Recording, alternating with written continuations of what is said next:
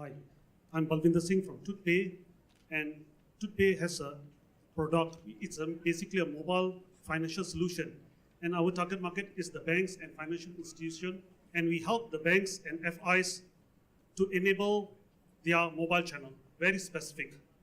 Now, does it make a business sense? It costs a bank virtually $4 to service a customer via a branch channel. And on the other end of the spectrum, it costs a bank something like 8 cents to service the same customer via the mobile channel. So obviously it makes business sense. Now, what are the issues which the banks are facing? First and foremost, there's no universal or one-size-fits-all solution. You have different types of operating systems, you have different devices, and so forth. And to compound matters, there's also the security. And if you look at the trends which is happening lately, as the processor of the smartphone increases, so does the virus and malware attack.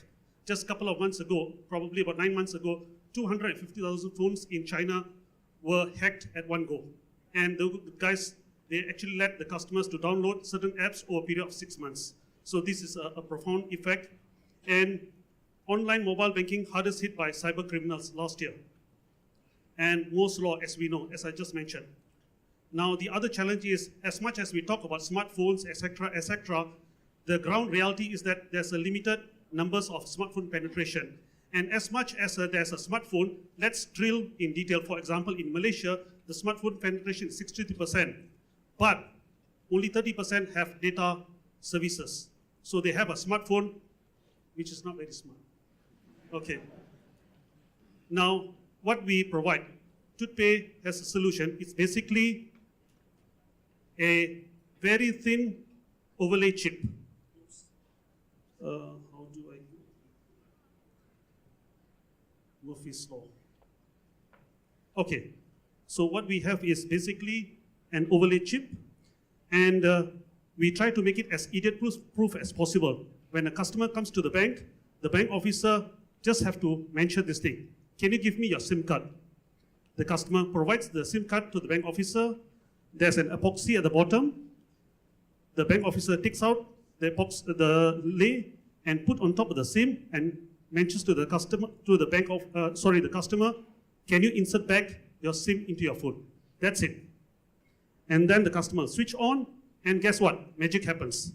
There's an icon of the bank on the phone, and from there he can do whatever transaction. The only thing the customer has to do, he has to activate. How's the procedure? It depends on the bank. We enable the banks to do whatever procedure through ATM or internet banking or even a paper. As simple as that. Now, what is so great about our solution? First and foremost, it's user-friendly. A very subjective word, user-friendly. Everybody says user-friendly. For us, user-friendly means it works identically on every phone.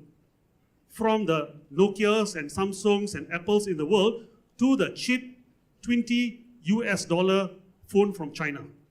The only difference is that the look and feel. On iPhone, it looks sexy. On other phone, it might not look sexy. Okay, doesn't matter. And whereas the other procedures, how you interact, etc., it's identical on all the phones. So can you imagine on the call center, when you have a problem, you just have to explain in a brief manner.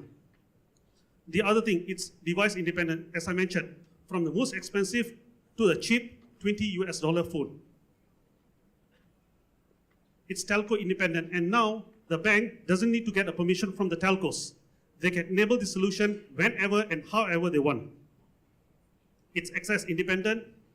Now the onus is on the bank to decide which mode of communication do they want to communicate using SMS or USSD, etc. No internet is required. So you can even go back to your legacy phones. Secure transaction.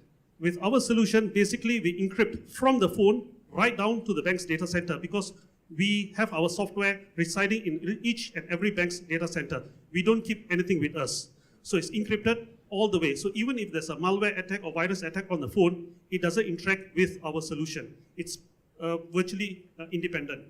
It's cost-effective marketing talk. Okay, obviously. Now, business model. Are we running a charity? Obviously, no. So how we are making money? First and foremost, we have a one-time implementation fees with the bank, and then we have recurring monthly for the duration of our contracts. All our customers until now, we have on average, we have done a 3 years contract. So there's a subscription fees and the transaction monthly fees with the banks, and there's also the cost of this overlay. Deployment, we have a couple of deployment. We have already running in Malaysia, banks in Malaysia, Thailand, and Indonesia. We have proof of concept in Cambodia. Going forward, it's in Myanmar and Bangladesh. And we have actually got no objection letters from the central banks of each and every country. And an overview, 600,000 registered users out to today, tested on thousands of phones. And most important is, until today, there have millions of transactions with zero fraud. Thank you, Balvinder. Welcome. Thank you, Balvinder. Thank you, sir. And thank you, judges.